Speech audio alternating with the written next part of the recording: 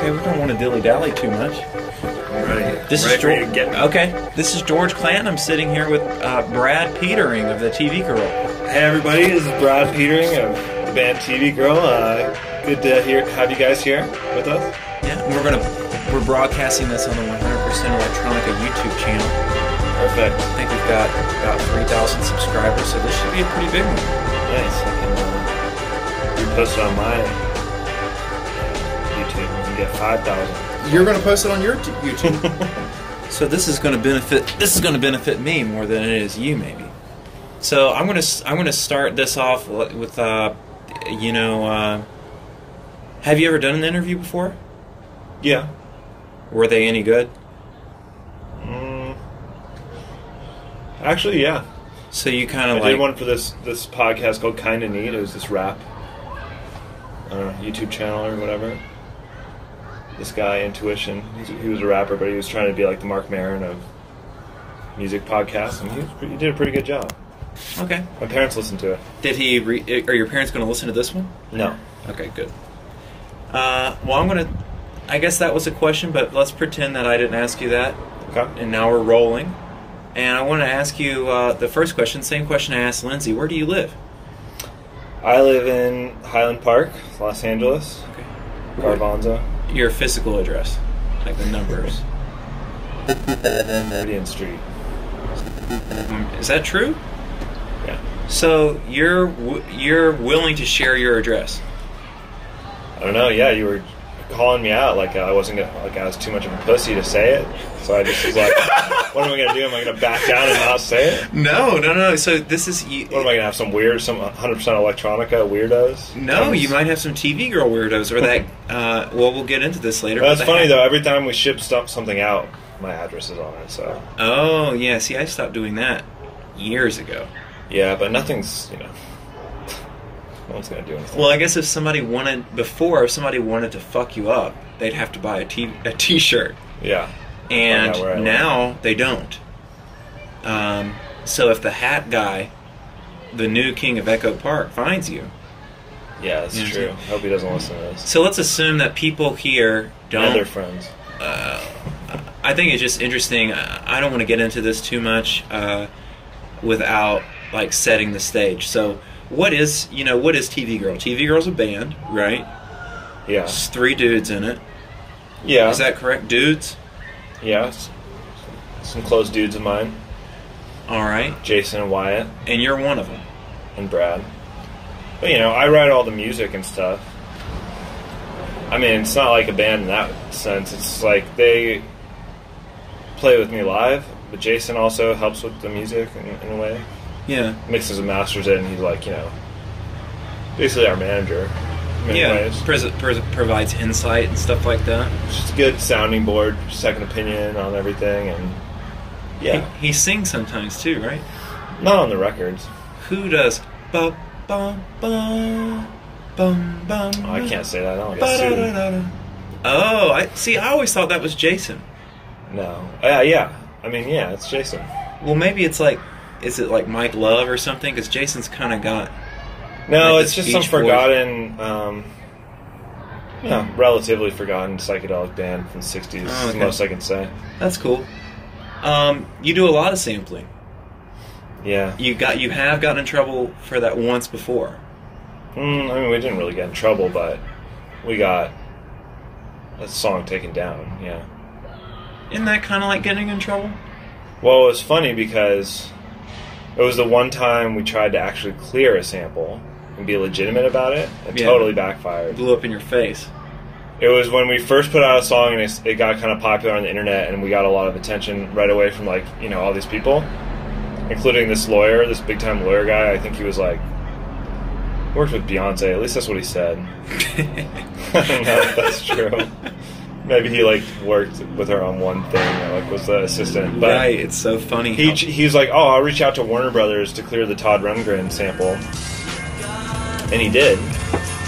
And they came back and they said, They said that's cool. We'll take 100% of the whatever money's made, 100% of the rights on both sides, and you have to pay us $5,000 on top of that. And that was just we would have done it if they just said we take 100% of the money. But Yeah. the fact that they wanted us to pay for the privilege of them taking everything was just too bitter of a pill to swallow. That at the time, that was your big hit. That was your breakout song to put you on the map. Yeah. And you're on the map, and I know that song's still on YouTube today. Oh yeah, I mean, okay, so then what happened is we said no. They said, okay, how about you pay us $3,000? We said no. And they said, all right, well then you just have to take it down. And we were like, what? And then they actually hired somebody, you know, there must be someone at the major labels whose job it is to... Warner Brothers. Or was it Warner Brothers? It was Warner Brothers. It was Todd Rundgren's label. I'm sure Todd Rundgren didn't even hear it. It was all the rights holders. Wouldn't it be cool if he did, though? I wonder sometimes if he did and what he would think about it. But they didn't. The thing that anyway, they hired someone to issue takedown notices. I was just finishing the thought, and then you know it was kind of absurd. They had to pay someone to do that, and then you know as soon as that job was done, they probably moved on to the next thing, and then it immediately was put up again. So where it is today. So I mean, it didn't really matter. Right. Well, now today we have content ID, so they listen to a little bit of I can't say his name. Rundgren. They pick up a little bit of that and they go, oh, that's Hello, It's Me, and then they just automatically monetize it in their favor, and they don't give a shit. They make as much money as if somebody put however many plays that song gets. If you go to listen to it. Yeah, I wonder maybe, but there's drums and stuff, and it might be pitched differently. I wonder if it would get picked up. It might be. I wonder. It should Shazam it. It's really easy to find out. You could just try posting the song on your account and see what happens. YouTube would immediately tell you what it picked up on Content ID. Yeah. Now, I'm interested. I think that what's the most interesting about it is that the only reason that you got caught and that you got in trouble is because you said, hey, listen to this song. We've gotten really big for it, and here's our big-time lawyer trying to clear it. What do you think? Can you let us clear it? Otherwise, that song, like many others, would probably still, it'd be the imprint and totally fine. It could be your biggest hit if it didn't have that road. Well, yeah, but the thing is, we were trying to make it legit so we could put it out with we were talking to labels and they're like, we can't do anything because of the sample. So that's why we were trying to do it like that. Otherwise, yeah, we didn't care that much. I mean. Which is like the olden days. Yeah, it was just I don't know, got Best New Music on Pitchfork right away, and then they never talked about us again. But yeah, we were trying to we were talking to, we had big people reaching out to us. I remember we met with MGMT's A&R person and a bunch of different people. XL. MGMT has their own A&R person. It was the person who was responsible for signing them and pushing them and making them huge. Yeah. Yeah, well, that's cool. It didn't work out, and everything's fine now, right? It worked out way better. Probably. Oh yeah, I'm sure that if in another weird scenario we could have been signed to a label, Trung would have quit, the band would have broken up. It probably. Trung quit anyway. Now, before you go on, just really briefly, who's Trung? For people who don't know who you are? He's a friend of mine who's the other founding member of TV Girl. Used to sang on the song in question. He sang on a lot of the early stuff, before the first album came out. That's right. Yeah. Yeah, and he quit in 2013. 2013. TV Girl's been around for a long time. We have. It's funny to think that we've been around so much longer without him now than with him. It's pretty wild. And right, so now TV Girl is really, you're kind of the voice of TV Girl now, even though in the beginning it was Trung's beautiful voice who put you on the map. Yeah, that's true. Yeah, it's weird how everything worked out. Yeah. I'm sure that if I had started singing on those early songs, nothing would have happened. Nothing would have happened. Or maybe it would have, I don't know. Yeah, who knows? I mean, who the fuck knows? Yeah, I think it is really interesting how it works out, because now, just to bring it back to Warner Brothers, they $5,000, that's dick money to you, isn't it? Well, no, I mean, to clear a big stupid song. is that it's dick money to them, Well, right.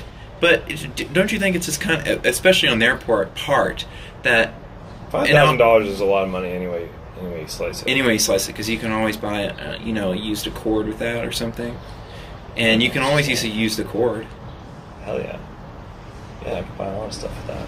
Now you are furniture or whippets. How many you whippets? Can buy 5,000 whippets. They're only $1 each. Only $1 each? If you buy them online, they're cheaper, so you could probably get 7,000, 8,000. How long will 8,000 whippets last? Is that a year supply? That would be a lot. It depends on how much you're doing, but I had a party where I had 150 whippets, and those lasted a couple hours with everyone doing them, so just do the math, this will last a long time. You have long-term health effects like Steve-O. He was addicted to whippets.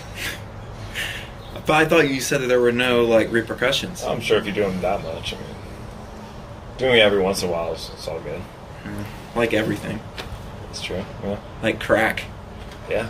Now I've heard that you would like to do crack once or every once in a while, but you've never done once. Just once. What if you really liked it? You wouldn't do it a second time. Maybe a second time. But you'd hold off. I wouldn't want to get addicted to crack, that's for sure. But I don't think I would. I've done other drugs and not gotten addicted. I don't think it's really in my personality, luckily. Right. Some people, should worry about trying something once. Yeah, I think so too. Like if you have an alcohol problem or... Yeah, better not to touch stuff. But, I think I could get away with it. You say this as you're honking on a Juul every 30 seconds. This is what I'm actually addicted to. Dude, and they jack up the prices of these Juul pods, and it was funny because I go to the same smoke shop in Highland Park, and the Juul pods used to be $23 for a 4-pack, and then they bumped it up to $29, but I was just thinking, they really got you, because, when you're addicted to something, it doesn't even matter, No. You're you might be pissed, but what are you going to do, how not long does buy a this pod stuff? last? For me, it lasts 2 days. Oh my god. So that's probably 2 packs a day of nicotine? Or no. Cigarettes cost more here, so they probably keep it in line with cigarettes, right? I don't know how much nicotine is in the equivalent of I don't know what. That's what I mean. How many cigarettes would you have to smoke to get your fix? I wonder. You would never find out because you only steal 1 or 2 from Wyatt every now and again, right? I think it's more about the oral fixation for me. Well, then why don't you wean off the nicotine? Yeah, I probably should, but I also like that. Well, I don't want to go down this path too much. We could talk to ananybody about talk this. about Everyone's forever. addicted. Everyone's addicted to Juul. I think it's nice, because people look at you and they say, "Oh, he's like a music god. He is untouchable, a fucking celebrity." And just to know that you're addicted to Juuls just like everybody else, it kind of humanize you. Yeah. Yeah. So maybe I need to not let that get out. I need to keep being a you're god. relatable. Yeah. Sure. Oh, here, look, more mail. Run the mail all What day. did you get? What's in those? This isn't about me. Let's see. No, I had some really good thoughts earlier before we started talking about Jules, about the music and stuff like that. Mm-hmm. All right. I'm game. What you got? I don't really know. I think it had something to do with Trung, and he left, and then you just kept going, you kept making music, and then the first album came out. Well, when he quit, here's the story, if you want to hear it. How about briefly, because we've got 6 years to go through now. But this is a pivotal moment, you see. So this is important. Okay. Yeah. We played Santa Cruz, that same venue that we played, right, to 6 people. Yes, I remember. Yes. On the drive back home, Trung said, "I'm not doing this anymore." At this time, we were working on our first album. We had some manager guy who was supposed to help us become a big band. And so we told him, and he's like, "Well, what if CMJ's coming up? Why don't you guys come out to CMJ, and that'll be the last thing Trung plays." And he agreed to that. So that was the last time he played with us out there, which is kind of stupid because if somebody had saw us out there and liked us, and then immediately Trung would quit. Now CMJ, people probably don't even know what that is. That's college music journalism. Festival in New York City. Well, in it Manhattan. only disbanded, I think, last year, right? No, I think it's been a 2 few years maybe actually. 2 years, yeah. They changed the name to Mondo NYC like they? 4 years ago. Yeah, and then I think that dissolved too. I'm That not was sure. Don't just quote me on that. That was even dumber than South by Southwest. It was supposed to be like the equivalent of it. Anyway, we finished the album. Chung quit, and we're like, we didn't really know what to do. We didn't know. We had no show. We'd have to start from scratch. But we just decided, whatever. We have this record. Let's just finish it and just put it out. And then, I don't know. I was thinking maybe it was going to be the end of the band, or just. You did? Well, yeah. I was like, I don't know. We'll just see how this. If people like it, but luckily people really, really liked that loved first record. And that didn't get Best New Music? No, they never talked about us after. So how did that catch on? Was that like a blog thing, or Majestic Casual maybe is what blew it up? The YouTube channel? That definitely helped. They posted a song and that was like got 1 million views, but I think it was just straight up like old-fashioned word of mouth. I mean, because we put it out, then we went on tour right after, and it's not like, suddenly people were coming Was to our shows. Spotify out at this time? No. So how did people get music? Bandcamp? Bandcamp, or buy it on iTunes, I guess, or I don't know. It sounds so crazy to me now. Like, Yeah. What did I do? Like, I had a bunch of, I still do have a ton of music on my computer, and I don't listen to it. iTunes. I miss it. Yeah, I still download albums. It's hard to find now because all those links are dying. If you look up like an old record, actually download it instead of just streaming it. SoulSeek is what the real music. There's heads only do. a couple.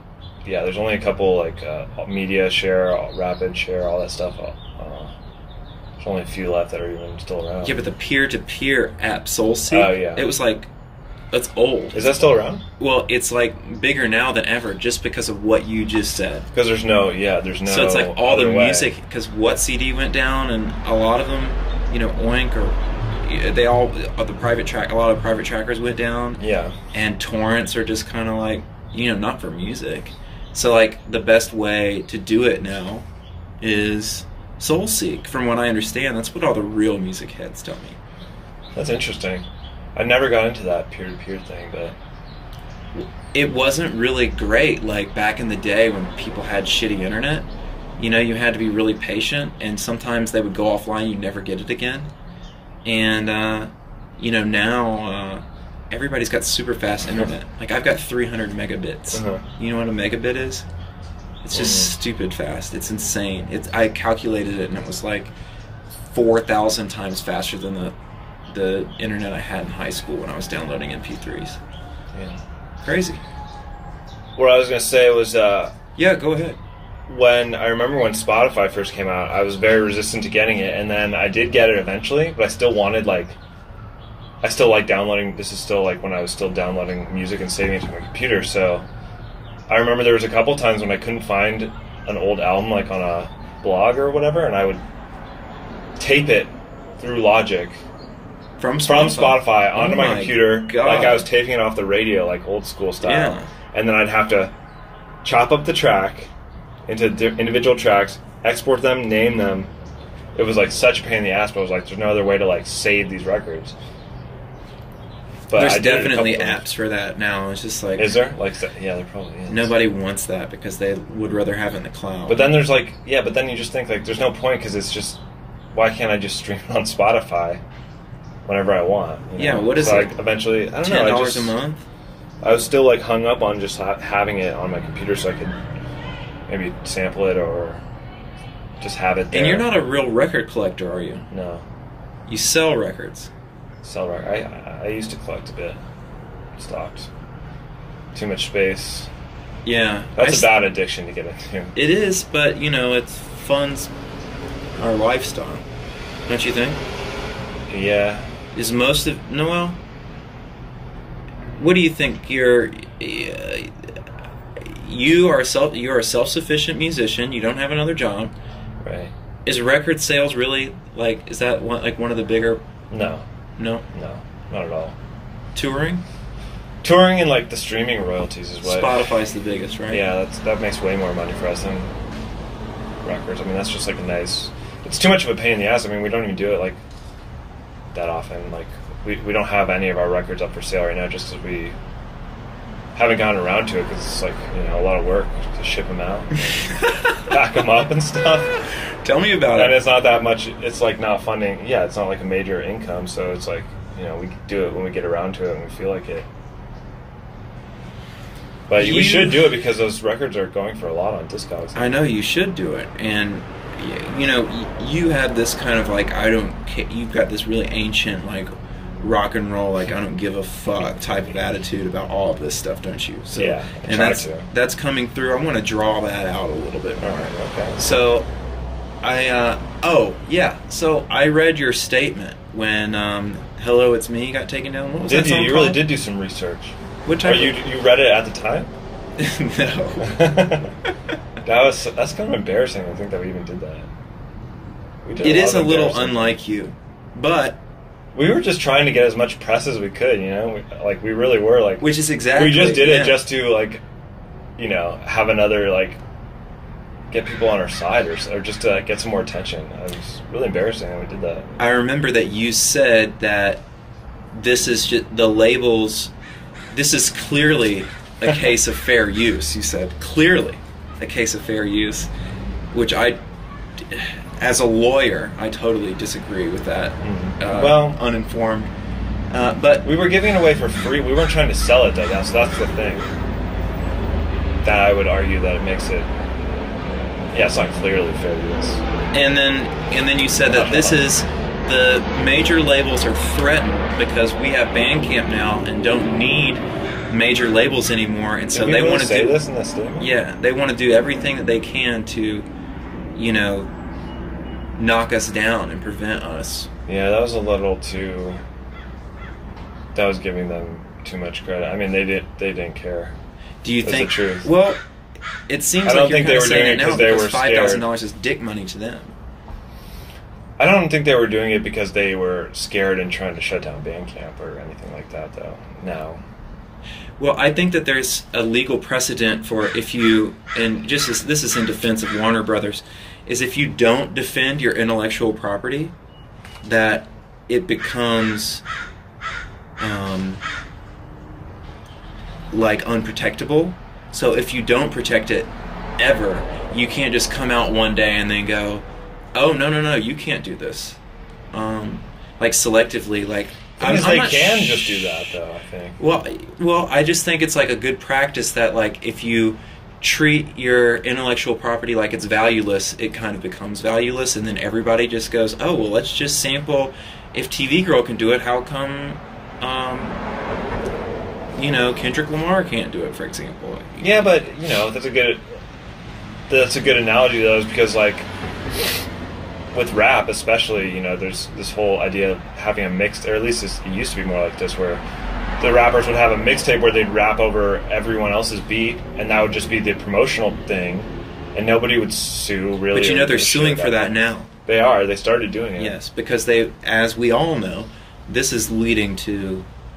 Ultimately the rappers making a lot of money by using someone else's music, even if it only just raises your profile. Yeah, it's true. Which is why you would let them have 100% of the rights to your song if you had the $5,000 to give them, or right? Yeah, because we weren't making any money off it anyway, because we were giving away for free. So if it was just them taking the money, I would have said, yeah, hell yeah. Because it's going to raise your profile and help your band long term. Exactly. Yeah, because it's a hit. It's already. I just come from, I guess, just the idea of your mixtapes and stuff like that, and sampling and just internet remixes and shit like that. Now you have gotten some permission to do sampling, right? That's true. Yeah, and you just reach out to the artists, and you highly value the artists who respond to you and say, "Oh, sure, that's fine. Sample." Well, yeah, sample I only reach out to people who are not. I think it's kind of lame to like. Take someone who's not a big artist, and use their stuff and then try to profit. I don't really feel too much sympathy, I guess, for artists that are already rich and have huge careers. But like on our 2 records ago, we sampled this band called the Yeasty Girls. Yes, that's the song specifically. And that was just a punk rock band that was like not kind of a joke of a band, like a super DIY 80s thing. And these people are not professional musicians, so I just saw if I could track them down and ask their permission and maybe throw them a couple bucks, and because I thought I had a good chance of doing that. You're talking about the song "Not Allowed." That's right. And that was their like a cappella, all female. It was rap a feminist response to the Beastie Boys, basically. And they sang about.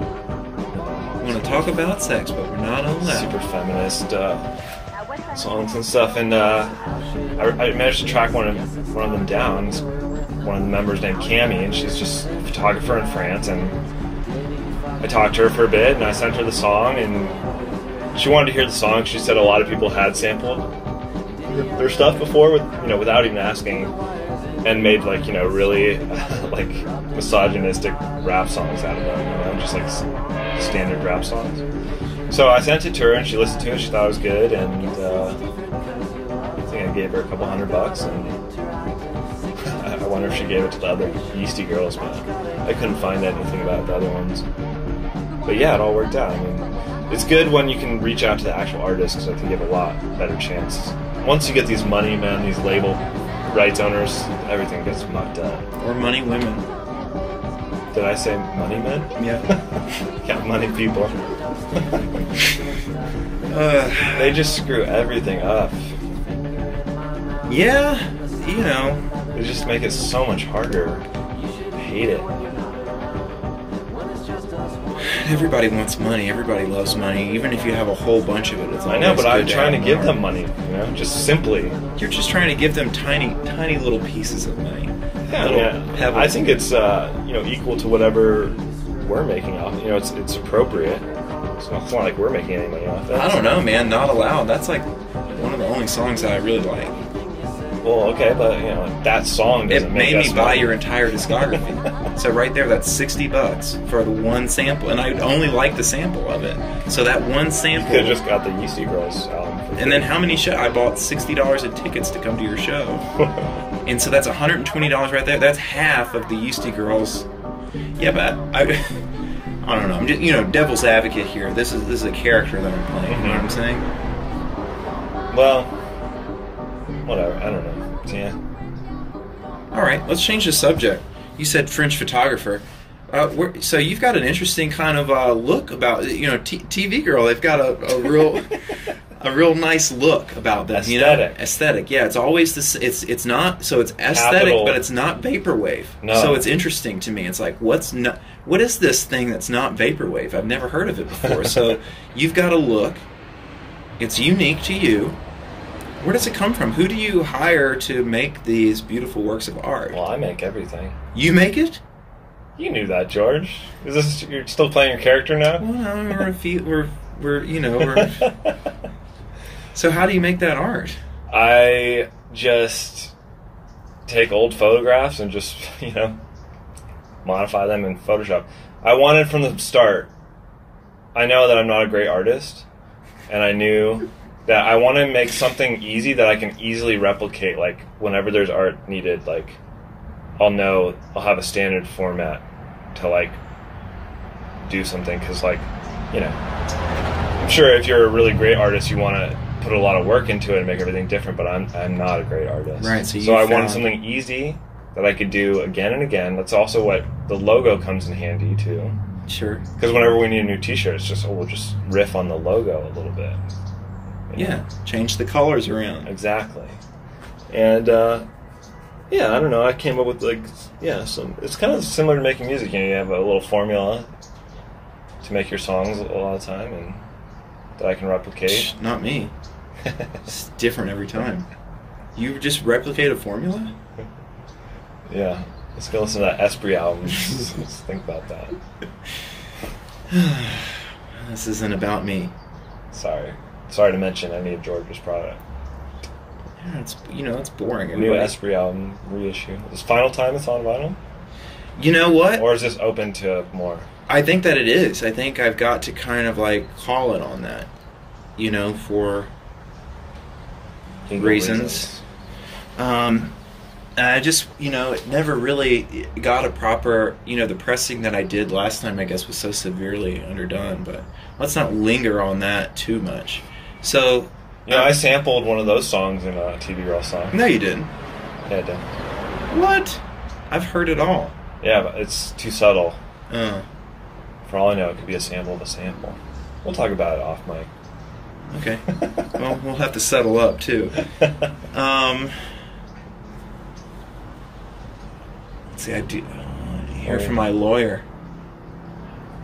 So, you've got some other collaborators that you've worked with on music, not samples, right?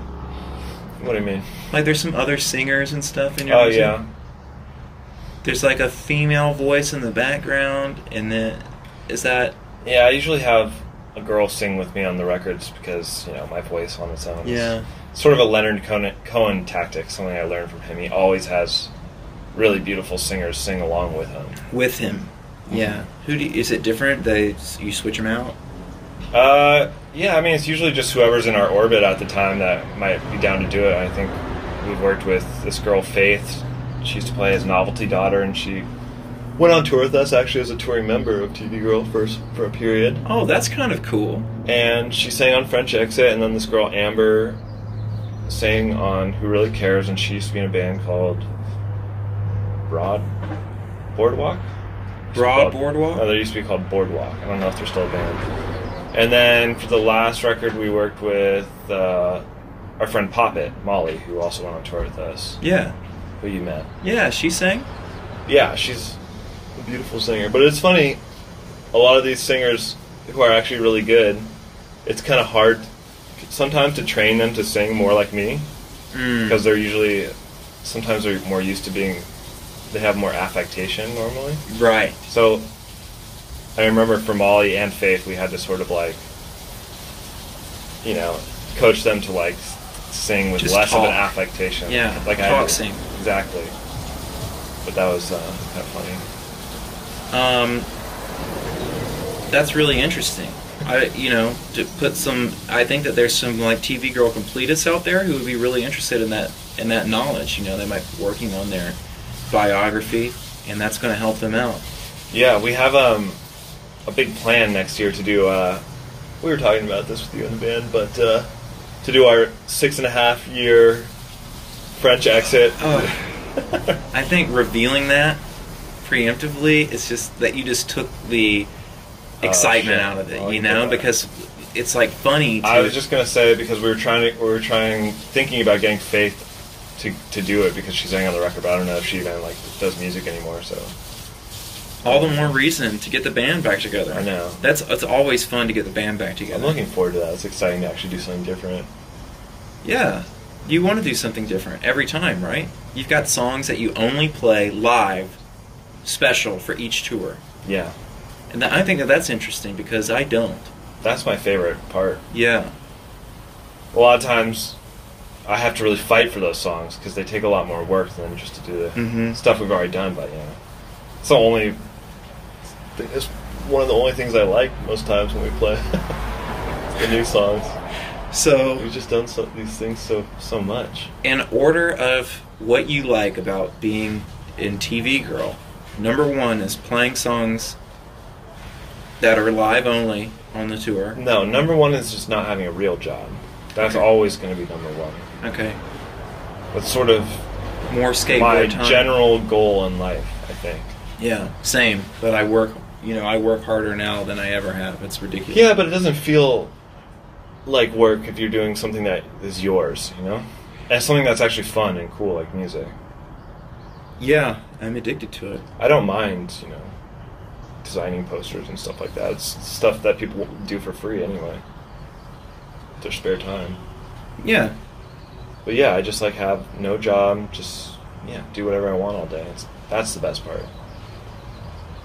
For sure. Try not to take it for granted. What's the second best part? You know, doing my life's work, you know. What? Just doing what you want to do with your life, you know. So, okay. Yeah. You know, yeah. So the first, it's not the same thing. Not working. So not having a shitty job is number one, and the second most important thing is Having a good job. Having a good job. Oh, yeah, that's in a nutshell. Sure. All right. Well, I don't think it's going to get any more interesting out of that. That's kind of like a dead-end question series. That seems like it's pretty meaty. Well, I think it's obvious. It's like not having a bad... Have you had any bad jobs? Did you ever have to know what having a bad job was like? I had just normal jobs, but they weren't that bad. I was a lifeguard, and I was a copywriter for a bit. What's a copywriter? Like ad copy for companies. Like, I don't know, I'd write like soup plantations emails and stuff. That sounds like an adult job. It was an office job. I only ever really had terrible jobs. Yeah, I guess I've never had that bad of a job, luckily. Thank God. I think it makes me work harder now. Because I know it can. I know it's on the other side when it all goes away. What I'm going to be flipping burgers at Wendy's again. Yeah. Did you really work at Wendy's? Oh, yeah, you did. Was that bad of a job? Yes. Amazon, call center, refrigerated warehouse. Just only the worst jobs for some reason. Can you believe that I could walk into a place and they wouldn't hire me? Yeah, you don't have any tattoos or nothing. And you look like an ex-con, though. Yeah, well, I think I come off as kind of crazy. Works for me here, though, in this industry. Yeah, you have to be crazy to survive. I had some more interesting stuff planned out, but then we just get sitting here and it's like, well, I already know the answers to most of the questions I want to ask you, Well, is it the about gotcha you? stuff. Okay, I thought it's about the people, though. Trying to tease out stuff for the people to like, or is it just more for you? Well, no one's gonna listen to this. I'm kind of like, I don't think as many people. Maybe they will. At least on my channel, they probably won't listen to it as much as the Negative Gemini one. She's got a new song. What have you got going on right now? Well, we're going on tour with Negi Jemmy. Oh, so we're announcing that here for the first time, huh? That's cool.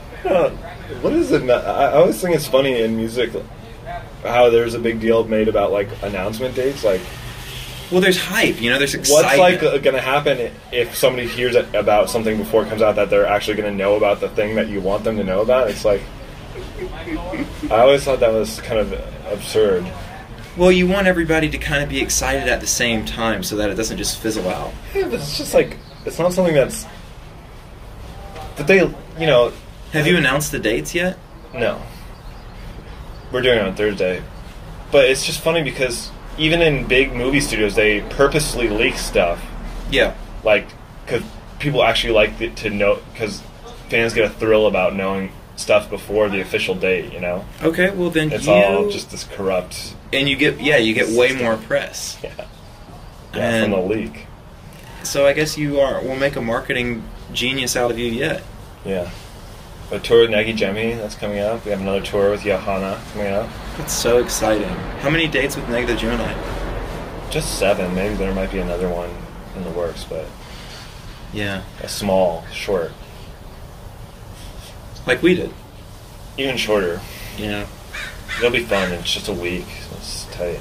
A week? 7 shows in 7 days. It's a week and change. That's how long a tour should be, really. Yeah, I totally agree. Even the one we did was short, but it was pushing. It was so long. I get tired. I do too. God, the one that we're doing with Johanna is a long, full-on thing. I wouldn't want to do that. Ugh. It's good for the... It's just work, though, That's how I think about it. But you don't have to. I know, but it's just like a strike while the iron's hot kind of situation. I feel like. I think I like it. I think I like it more than you do. Touring? Yeah. But at the same time, like, I don't like the pace. You haven't done it as much as us either, though. That's right. I don't like the pace I liked that you it guys at first, too. The pace we keep is pretty leisurely, so you should see what a real band actually does. Shit, Beach Fossils is doing like 5 days in a row. Dude, they tour like madmen, and like they do... I mean, they're probably getting pretty cushy accommodations, but still. They get paid. They get paid and they probably stay in... Hey, we're trying to do an interview over here. Yeah, that's fucked. They probably stay do they stay in a bus, or they travel in a bus, right? They don't sleep in the bus. They travel in a Sprinter. Oh, well, Sprinter van. They get, how many hotel rooms does each fossil get their own room? Well, there's 4 guys who travel. I think. But No, one's not an official fossil. 5 because the tour manager. But there's only 3 official fossils, correct? Yeah, and then one that So rotates out. The backups, I'm guessing the backups guys get their own room they share? And then the 3 get their own room. I can't imagine that they would have a 3rd room just for one guy. You would think this, but I was talking to I met up with this manager who came to our show, and she wanted to meet with us. Yeah. And talk about managing us. And I was talking to her, and she was talking to me about one of her bands who's like a nothing band. Like, they're not popular at all, but they think they're rock stars. And they were opening up for, I think it might have been Twin Shadow. They were just like the opening band for Twin Shadow. It was 3 guys. And they each had to get their own hotel room. And I thought that was just insane. Well, and I was like, some people are like that, though. Like, I was like, how can you not? I mean, it was just absurd. It's funny to think about. What's the big deal? I get lonely. You only spend like 30 minutes awake in that hotel room, anyway. Maybe they're doing a lot of banging. Maybe they're all banging. Yeah, that's why you just. I guess, yeah. What? That probably is, tag out? I wonder if that is the reason. Like, that probably is the reason. It didn't occur to you? No. No, it didn't. God, it's so sketchy if they like purpose, like, we need our own hotel rooms. We're going to be doing a lot of banging. That's really interesting that it didn't occur to you, because most of your music is about banging. Yeah. I've had to get hotel rooms, but I had to get them on the fly. I didn't get them in anticipation that was going to happen. Which I think is the better way to do it. Maybe these guys are better looking. Probably are. They probably are just like super hot. Like guys who are just in this band and they just, yeah, they're living like rock stars because they want to be like rock stars. And they probably will be rock stars maybe one day. Probably not, but they're living the lifestyle of the job they want to have. I think that's the way to do it. Honestly. Yeah, until you make it. It really is, because every time I've upped the ante and put myself in a position where I had to sink or swim or whatever, you know, like moving out here, trying to live the rock and roll lifestyle. Best thing you ever did. Yeah, I think so. It's pretty cool out yeah, here. But just the amount of money that they're wasting. Oh well. Well, maybe there's some record label footing. They probably just don't care about money. You didn't want to talk about the sexual content in your lyrics. Sure. So, I've done some research, and one of the common criticisms levied at TV Girl is that the lyrics are a little bit fuckboy. Now, I know that you know what I'm talking about, and you said yeah, I saw the same Reddit thread. The most heated Reddit thread on TV Girl to ever exist had a big back and forth about whether TV Girl was for real fuckboy or self-aware fuckboy. Uh-huh. Well, what's the answer?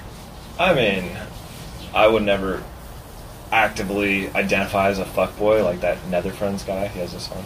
But, I don't know, and just sing about, yeah, maybe I do stuff that is bad. I mean, people do stuff that's bad, and you should, if you have bad behaviors or whatever, or, I don't know, that's just, how can I put this?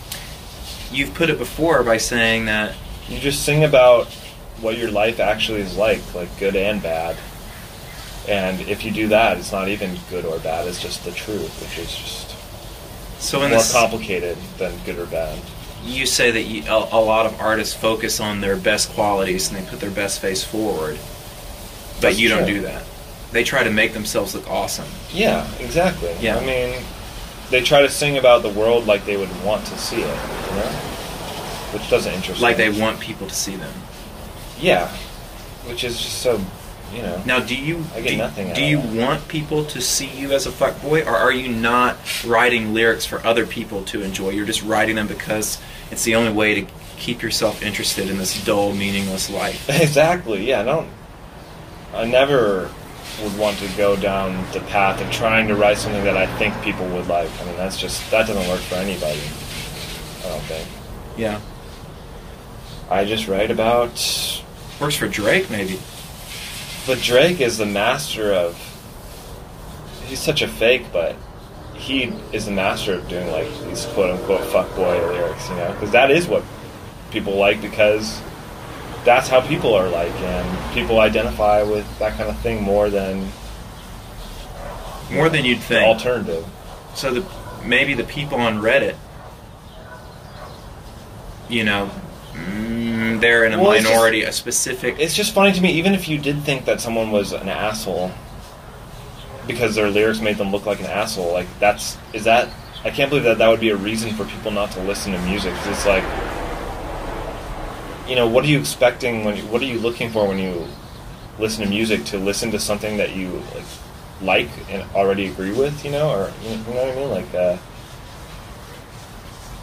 in other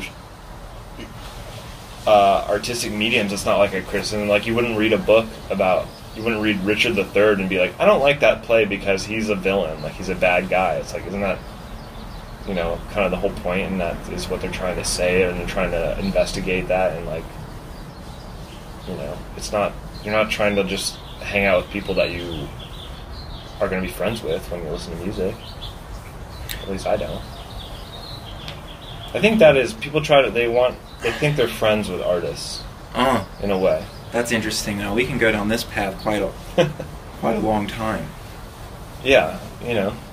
They listen to you, they listen to the words, they read your tweets or whatnot, and they feel like they know you or something? Oh, you know all about this, Joy. I think they just, it's weird to me, like, they want you to be a nice guy, but why? So they can hang out with you, or because they want more nice people in the world, or... I mean, when you listen to art, aren't you just trying to hear, you know, some sort of truth about the world, or some sort of interesting idea, you know? And you're not trying to hang out with your buddy. That's not, like, what music's for, or art in general. Yeah, I guess not, you know. I don't know. I don't know about that. That's an interesting thought. We'll need to think on that. It is an interesting thought, especially now in the way things are now, where it's like you have people who are doing illegal things, and that, for a lot of people, is justification to, like, stop listening or supporting them, which is, you know, I don't know. I don't know if I agree with that or not, even, but... Do you like Michael Jackson's music? I mean, yeah, I like it just as much as anyone else. I'm not a huge fan, but I can't believe that... It's pretty inconceivable to live in a world where people are not going to listen to Michael Jackson, isn't it? I don't think that they're going to anymore. I wonder. Because I heard it, I watched the movie, and then I heard Michael Jackson the day after I watched the movie on the radio, and it's all I could think about. And I look at Lindsay and I say, this DJ is, like, making a statement by playing this song at this time. Well, there's so many people. I mean, if you just look on Twitter, there's so many people who think it's a hit job. They don't think it's true. Sure. Right. I don't know. I haven't seen the movie, but don't you think it's only maybe because it was fresh in your mind that is like that? Because you've just seen it and that you'll forget about it, and then if you forget about it. Well, like, it just won't be fresh in your mind, you know, like it was because you just saw the movie. I don't know. The movie's kind of, you know, it's done. It's. But here's the thing, though. Yeah. Michael Jackson's dead, so the idea that you're supporting Michael Jackson is out the window. So that's not a concern. So well, I don't think it's that. I think it's just separate. It's not about supporting. It's about separating the art from the artist, which is kind of like something that you were touching on in an abstract way, being like, well, if second shipment. Oh, great! Thank you. George, right? Yep. Yeah. All right. Thanks a lot. Yeah, Christmas came early. So I think that's the printer paper. Nice. So, you know, saying, like, on a smaller scale, it's like, well, if this person's kind of a fuckboy, like, this is the kind of guy who's going to not call in the morning, you know, that's the person, or, you know, we never really touched on it, but you've already said, that's not a character that you're playing. This is kind of autobiographical music that you're writing, and a lot of the time it's based off of a true story, or it's always based off of a true story. Is that right? It's not 100% true. I mean, it's not the way things actually happened, and a lot of times it's not the way I actually feel about things. Yeah, sure. Yeah. So, I don't know. I guess it's just a mystery of songwriting, but yeah, you don't... What do you mean it's the mystery of songwriting? You don't necessarily say the things that you actually mean, so what are you saying and why? I don't know, like... I guess just because it's the way the story goes in my head, or it's just what I came up with that day in a song. So it might serve the song better to kind of change. Yeah, it might be more interesting if someone acts a certain way or not, and that's very true, especially with the music I write. I mean, so the lyrics inspire the lyrics are inspired by true events, like usually I've been writing songs about you or something like that, but you might flip it around. Well, yeah, that's true. Definitely, they start in from a real event or a real person or something. But then from there, it's not... I take liberties with the truth. Sure, I'm the same way. I think that's true a lot of the time, you know. It has to be. I mean, otherwise, you'd just be making a documentary. Or just like a series of the most mundane record ever. Yeah, I mean, it could be a good record. There's that... I mean, it's also fun if someone like Bob Dylan, who sometimes writes autobiographical music, but you're always left wondering how much is the truth and what is the truth when he sings. And you're also only getting one side of the story, necessarily, in all these instances, Yeah. Do you think that we should edit this down?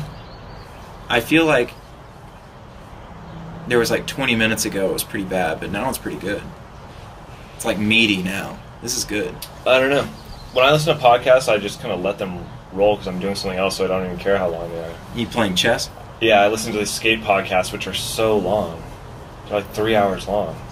I'll just listen to them. And they're just and then man, then there was a 12 stair? They really do say stuff like that.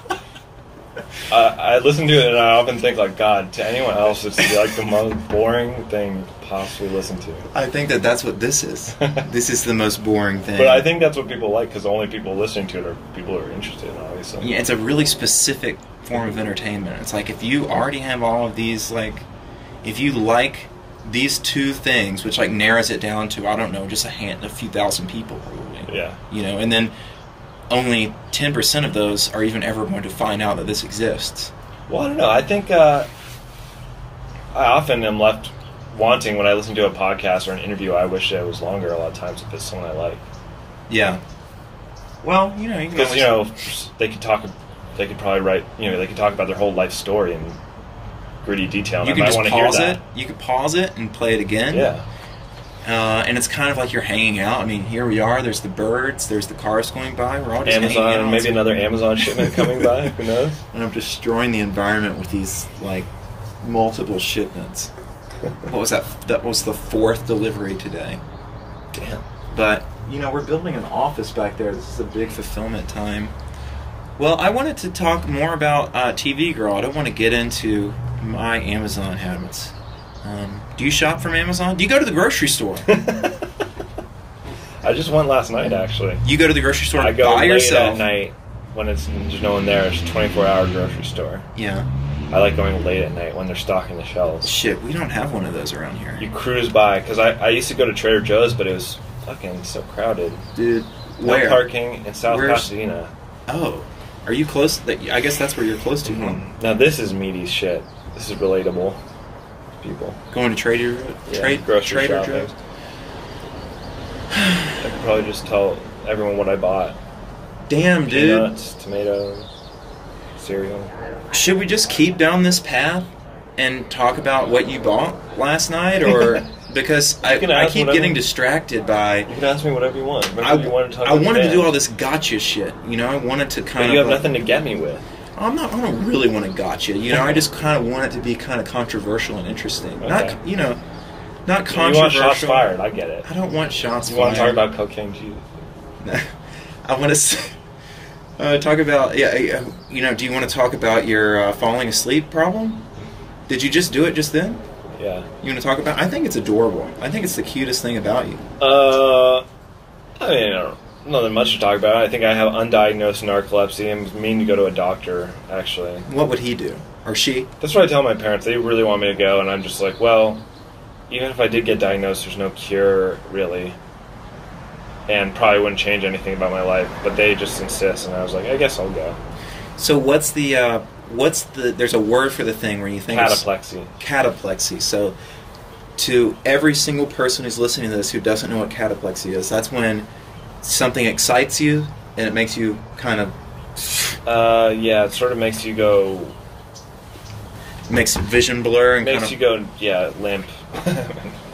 It makes your vision blur and it kind of is like you're almost passing out for a split second. puts you half asleep for a split second. Not asleep, you're totally conscious. It's just you lose control of your muscles. So if you're standing up, your knees might buckle and your words will start to slur. So no one Usually, and there's different things that set it off, but for me, and it's very common. This is a common thing, which is when someone thinks they're about to say something funny. And that's not just for me. I've looked this up online. It's a very common thing. Right, but that's what you do. Yes. And, yeah, I think it's just because I make a lot of jokes all the time. But when you've got a zinger and you're when waiting... I know I have a really hot, it's total zinger, it's going to kill. Yeah. It makes me... You start nodding off, and then we just have to stop and give you the floor for a minute to get it out. It's really interesting. You know what I've been doing recently? When I know I have a zinger, I hold off on saying it. I think about it for a second so that the surprise goes away. And then I say it, and usually it's not as bad. I think it's the impulsiveness. You hearing it in your mind's the problem voice. is that a lot of times these things are jokes are very timing dependent, so you gotta get it out. They all are. Right away. So yeah, it sucks. I don't like it. This podcast, if that's what we're going to call it, isn't as funny as I thought it would be. Yeah, well, podcasts aren't funny unless they're trying to be sometimes. You know, people are doing improv and characters and stuff. Yeah. But you're a funny guy. You tell a lot of jokes. Yeah. It's true. Do you have any right now? You're not a joke teller. You're a witty retorter. Is that right? What was I gonna... Oh, there's this... No, I'm not gonna say this joke. Okay, it's filthy. It's no, disgusting. It's so stupid. All right, well, let's go back to the kind of the filthy lyrics then. You know, let's rewrite. I think there's a lot of that to digest here. Okay. You know, I can't pronounce words anymore. I think my mind's deteriorating with age. Do you ever say the F word in a song? Yeah, you do. Yeah, a couple times. Yeah. I don't like to. You know, Will Smith says, "Do me a favor and write one verse without a curse," and I took that to heart. Like, you know, if you need to be cussing all the time, because I don't know that that's my personality. You know. Yeah, but in our genre or the genres in which we operate, don't you think that people don't curse a lot of times? Indie rock or whatever you want to call it, like they don't say fuck that much. No. Like you're not going to listen to, but then sometimes they do, and it usually sounds really bad a lot of times. Well, I kind of just like they're trying to. I only use it when there's not another word to sort it. Like, I think in Monster I said, well, when we're both fucked up. You know, something like that. Yeah, but you'd have to. You have to. That's the only word that you can use there. Yeah, it's not really even a curse. It's just a description of a state of mind. Yeah. Yeah. You know what I mean? But no, I don't. You know, but you say some filthy shit like make you, and then you come, and then. I come, and then you pretend to come and make a sound that you thought that I would like, and I appreciate that, or something like that. Isn't that a song? Yeah, kind of. Well, what about it? It's just about... I'm nervous just sex. saying it out loud. You know, it's very vivid. Yeah. It's kind of embarrassing to say in sing front those of lyrics, but it was meant to be, I guess, you know? And it was raw at the time when I wrote it. What year was that? That was Who Really Cares? 2015 is when I wrote the song. 2014. Yeah. That's on Who Really Cares? Yeah.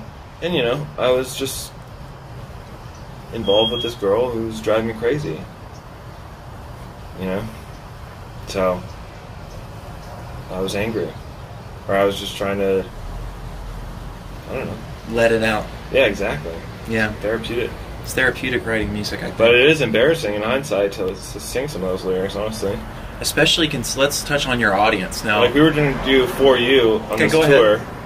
and I was just singing some of those lyrics, and it was, I hated it. I hated it. I know that's the way they have to be, but, you know, it's embarrassing to say that. Now, do you think that you're bad, or that they're bad, or is it just kind of like something that is more private and you don't want to be on stage with people looking at you while you're singing them? I think it's just that I am no longer in that state of mind as much, so it doesn't... Do you hate that the song's out? No, I am, you know, smart enough to know that you have to put stuff like that out into the world when it's like very raw, and cause that's what's, you know, it's real at the time, so you have to. Do you still like the song? Yeah. Definitely. You like your music? You don't like listening to it? I like listening to it. I think it's just I don't like singing it in front of a crowd sometimes when I'm not feeling those emotions as strongly as I did. Yeah. Yeah, because you sing them, you get it out, and it's over. Yeah. And then it kind of... And then when you play live, you're sort of... Yeah, it's sort of just a... You know, an anomaly of the music business where people have to revisit past traumas again and again every night to make a buck. I think that a lot of people want me to sing songs that I don't feel emotionally connected to as much, and I don't want to be on stage up there like a fucking... Yeah, I know. Marionette. That's true. What do you do, though? And it's like, well, do you know, you want to see the song that you like, but, you know, do you want to see me kind of half-ass it and heartlessly skip through it, you know? I mean, yeah, this is when I was watching it, there's a Leonard Cohen documentary that's really great, where he had such a problem with that. Like, he would just quit shows in the middle, and they would go, and they'd be like, Leonard, you gotta go out there. He's like, sorry, I can't fake it. Like, it wouldn't be fair to them. Like, I can't do it. You know, I'm just not feeling it. You know, but then later in life, you know, I don't know, it's just like you can do it. I mean, he did eventually, I think, as he got older, like, embrace the medium of a live performance, and he would just do the songs that people liked and wanted to hear, and he'd do them night after night, and he was more okay with it later in life. Maybe as you get older, you're more removed, they kind of become more abstract, and you can just sing them just because that's what people want to hear. Or maybe it's just, yeah, maybe the pain isn't present anymore, and you can just kind of time travel that way. Yeah. I don't know. When you sing songs about real things in your life, you're often brought back to those times? And I try to on stage. Me too, actually. I try to. If I can make myself, like, and I can't, but if I can make myself, like, cry on stage or something, that's the ultimate. You know, that's what I want to do. I want to have an emotional breakdown in front of everyone. Yeah. Because I think that's like that's what people want, because they're having an emotional experience at the time. Yeah. And they want to be a part of it. Yeah. That is a great thing, but it just becomes complicated when you do it night after night after night. Then it almost becomes its own little, you know, routine. It's weird. You're not having an authentic, special experience. Right. Well, I've thought about this, and I'm wondering, it's like, well, how do I feel this way every time I perform You Lost Me There? How do I feel this way? And this is really interesting. I am going to talk about me for a little bit because I can't resist. This is something that's a lot of the times I'll be Lindsay will be asleep, and I can't sleep at night, so I'll just stay awake and stare at the ceiling for an hour or two and just think about things. And I was thinking about, like, why? What's going on? Is it like, am I faking this thing? You know, during You Lost Me There? Mm-hmm. Have you ever watched me perform that song? Like, I can always get into well, I don't know, you might be like, drinking tequila. But to me, I guess I'm not noticing that that's specifically any more powerful than the other things for you. Well, I typically kind of like that song's definitely like the most emotional. I save it for the end because it's like the most emotional one for me, and I can kind of tap into. And I think, okay, so like if you're watching DJ Tanner on Full House, and she starts crying to her dad, Danny Tanner, how is that? What's that kid doing? You know what I mean? What are they tapping into? Or are they just faking it really well? Well, they are. You know what I'm saying? But they're feeling. But that's a kind of a good actor, I think, can. That's what makes them good. Well, what makes them good is that they're actually feeling sad. Yeah. So you're making yourself feel that emotion, and then you're showing it to your audience. So if you are, so it's kind of like acting. It's like a play. Yeah. But like, but at the same time, if you're tapping into that emotion, it's really just kind of like helping yourself into it, and then it just starts snowballing into the real thing. You kind of put yourself into that mode, and then it just becomes real every night after night. Yeah. That's what I think. I guess it's just kind of exhausting to do that again and again. Well, that's what I'm saying. I'm exhausted. Yeah. I get exhausted. I can't play more than a couple of shows and then I want to break. Like, I'm exhausted. Yeah. My body hurts. I'm tired. Talking to everyone, you know, all of that stuff.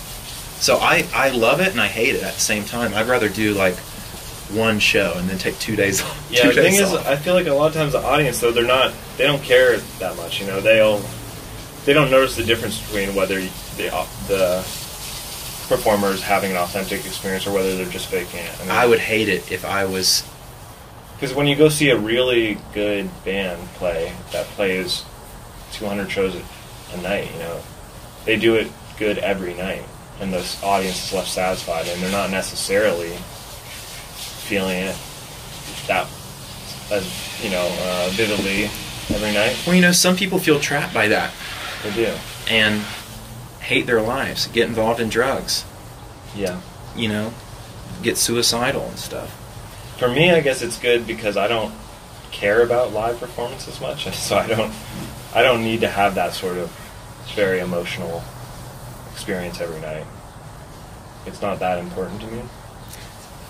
Sure. So I'm able to sort of separate live performance from music a little bit more and just kind of do like a good show as best as I can every night. Well, I'm trying to do that too. You know, I'm just trying to do the best show. You have a way better show than we do. I mean, you do actually have a really good show. So I mean, probably because you care more. Yeah, you have to have that like, real emotional experience. That's what makes your show good, I think. Maybe. But if I played more, so it's not maybe it's a non-renewable resource, and if I played more, it would go away. Yeah, maybe. That's interesting. Yeah, something for the philosophers. Muse over. Well, I'm going to be thinking about that while I'm staring at the ceiling tonight. So I've been trying to. Maybe you should do what Moby does and just play 3 concerts a year. Like every year, just make it a huge extravaganza. I think that's a great, strategy. Well, I've been thinking about that. I don't want to get into it, but I've been thinking about the huge extravaganzas and stuff like that. Yeah. So instead of just playing for dick money around the country. Well, give people a reason to go to one of these like cultural centers of the world. Like, if you're, no offense to anyone out in the middle of the country or whatever, but it's like it's excruciating putting on a perfect show, Yeah. And if it's not perfect, then I come, I do the show. There's not a lot of people there. Maybe that's fine, but it hurts as much to play for 5 people as it does for 500 or 5,000. Yeah. I have no experience with that, but you know what I'm saying. It's like it's the same. It's going to be the same. It's going to be the same amount of energy expended to perform for 5 people. I've done it. I've been there. It's probably We've more. all been there. Because when you're playing for a lot of people, they give you life. They give you energy. That's true. And when you're playing to no one, you have to struggle through against your own mind. Yeah. Let go, fight the doubt and all that Yeah, stuff. Exactly. But I mean, just physically, like setting it up, breaking it down, getting emotional, like belting out everything or whatever. Yeah. You know, It's a weird combination of emotionality and practical, day-to-day mundane tasks. Extreme physicality. It's like, and then just right now, if anybody's listened to this for this long, it's like, it's so crazy to think that somebody could go like, hey, DM you, for the first time an hour before the show and be like, hey, getting ready to come to your show. We're at the bar like 3 blocks away. Want to come have a drinks on me? And it's like, what do you think that we're doing? Like, we're just out here and have like servants doing everything, and it's just. I might take him up on that offer though. Well, you're just a playboy, You have delegated most of your tasks, so you'd be like, oh, I'm going to stop napping and go get some drinks. Yeah. Yeah. Well, to me, that's just a necessary step of doing the job, is getting a little tamed for the show. Well, you're right. So that helps me cope. We're coming off the rails right now, and I'm just starting to think about my problems and my life, and this is about you and your problems. But our problems are the same. Not in this case. That's true. So, and in the case that I've been trying to trick you into talking about for the past 20 minutes, let's talk about your fan base. Okay. There's a lot of young people in your fan base. Compare them to mine, right? So you can tell who's a TV Girl fan, who's a George Clanton fan at the show. Oh, easily. On Easily. site. And you're up there, so just to rewind 40 minutes ago, you make fuckboy music. Allegedly. Allegedly, according to Reddit, right? And it is, to a certain extent, autobiographical. And whether you're, self-aware of it or not, I guess you are by admitting it. That's self-aware fuckboy. So that's what that's what indie heads was saying is somewhat acceptable. If you're self-aware of it, it's acceptable. Yeah. Right. Well, this is all just Reddit's opinion. Right. Not Brad's. It's the only thing I have to go on. Okay. There's no TV Girl forum or fan club where I can go get an alternate consensus. This is all. I'm going to where it's being spoken about. But I see your fans, and it's, we've got girls in high school holding each other, swaying back and forth and singing all the lyrics and filming. They like it. And what Jason said, band member of yours, Jason, you know him? Yeah.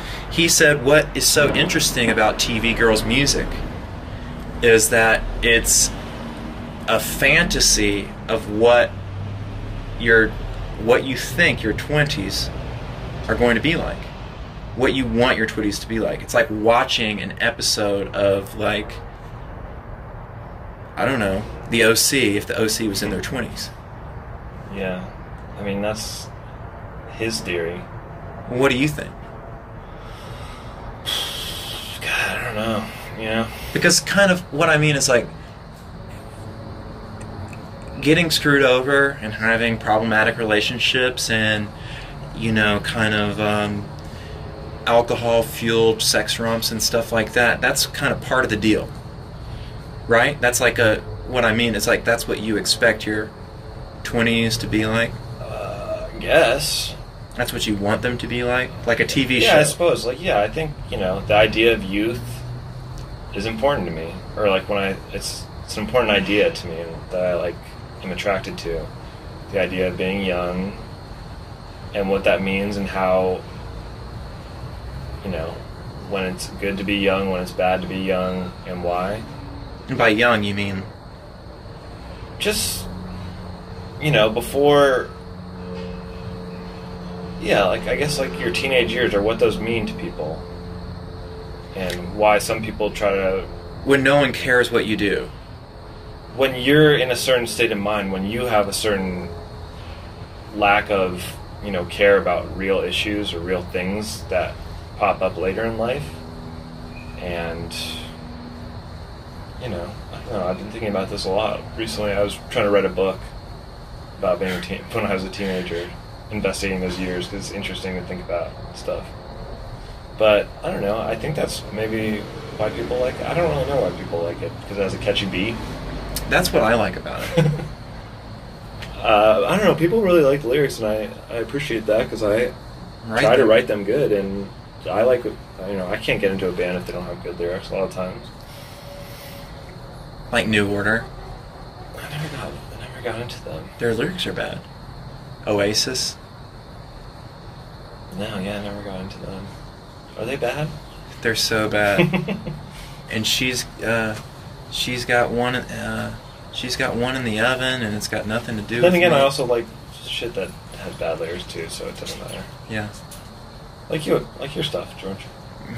I can't fault you there. That's what Anthony Fantano said. Well, I don't think we're trying to write the same for the same purposes usually. I write from the head, and you write from the heart and the loins. You don't write from the loins? No. Well, yeah, I do. I don't know. I think I'm, I don't know. Don't want to diss your lyrics here. I don't mean to say they're bad. No, I was just kidding. Yeah, I like them. Sure. I had already stopped thinking about that. I'm thinking about my next, like how I'm going to pull it in. I was just curious because you were talking about, like a fascination with youth in that era of your life, before, like, I don't know, the weight of the world hits you or something. That wasn't. That was still. I mean, it's still my life. Maybe it's because I'm just immature. Still. Yeah, you're in LA, and you don't have to like admit how old you are because you can be young forever here. That's true. We're in Los Angeles, as they say. No wife. I still live. I often joke. I say I still live like I'm 19 because all I do is skateboard and make music and hang out. But what's funny is that what changes is that the people around you drop like flies and into the real world. God, just recently it's just really ticking up the amount of people getting married and stuff. I'm sure. Yeah. I mean, I don't have any friends anymore. I'm one of them. I don't hang out. I don't really party. I know. I miss the days when everybody was on the same page. Basically college, where I do too. That's you what go to your friend's about. house and you just hang out for no reason, and everyone just drives by. And I often lament the fact that why can't life just be like that? Still, Yeah. Well, to me, it's like. But at the same time, would I even really like that? Would I want life to continue being like that forever? Well, it's interesting that you say that because I do kind of long for those times. Like, I miss my friends. I miss, like, having roommates kind of sometimes. And, like, let's go ride the bike to whatever. But at the same time, like, I don't want to ride my bike anywhere. That's what I'm saying. Yeah. I had like, a depression to some extent at that time. And I don't anymore, really, Yeah, me too. I think you just feel things more strongly back then, for better or worse, Well, I think it's because I didn't have any higher and the lows were lower, but now you level off at a certain point and things aren't. It's good. You're more contented and you're just live your life normally. But I miss the good times, and I probably gloss over the bad times.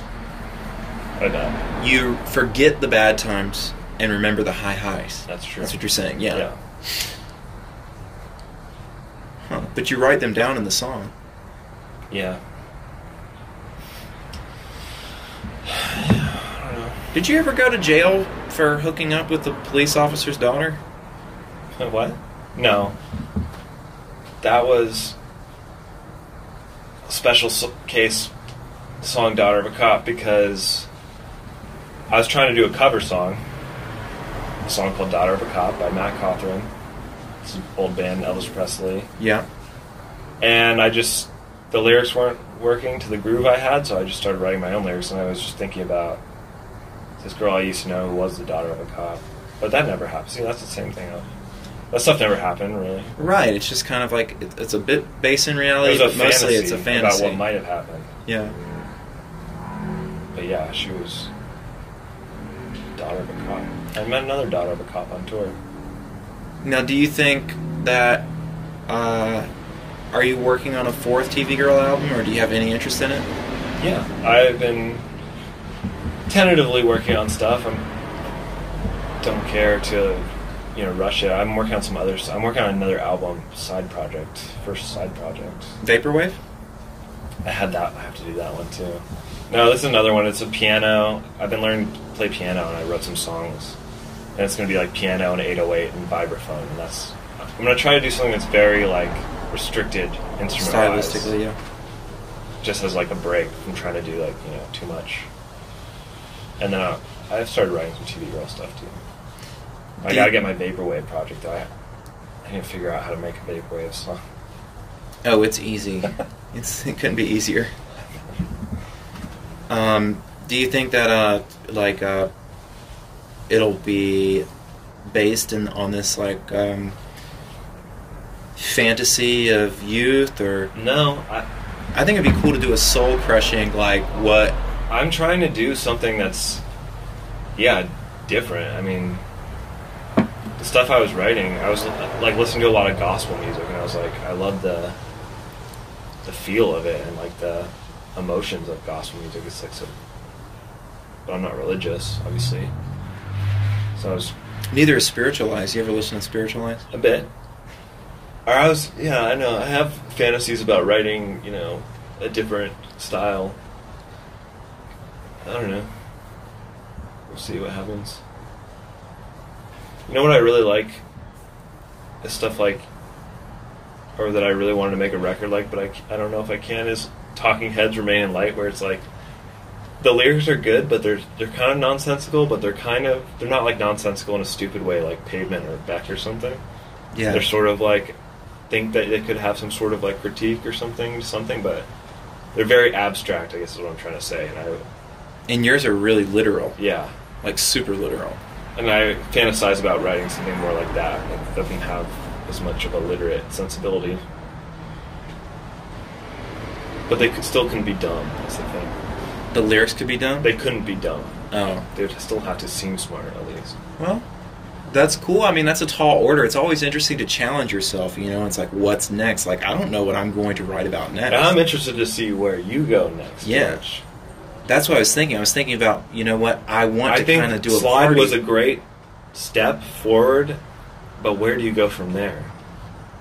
Oh, I can play you some stuff here in a minute. I've got some cool shit going. I can't wait to hear it. I was thinking, maybe a little bit more, just a little bit more poppy, like poppier stuff, like a little bit more. What if you went the other way and were just more post-punk and atonal, harsh noise? Everyone goes poppy. They always go more poppy. Well, how come no one goes the opposite direction? Because I just don't. Darker. I'm not more deranged. Okay, so it's going to be dark, but you know that I'm not interested in that art shit, like the stuff that it's unlistenable. That's why it'd be so interesting if you actually did it, because the fact that you're not into it would be interesting, don't you think? Well, you'll see what I'm talking about. I'm just talking about simplifying. So, like, I think that I'm going to do my 808 and Heartbreak album. So I'm going to simplify it.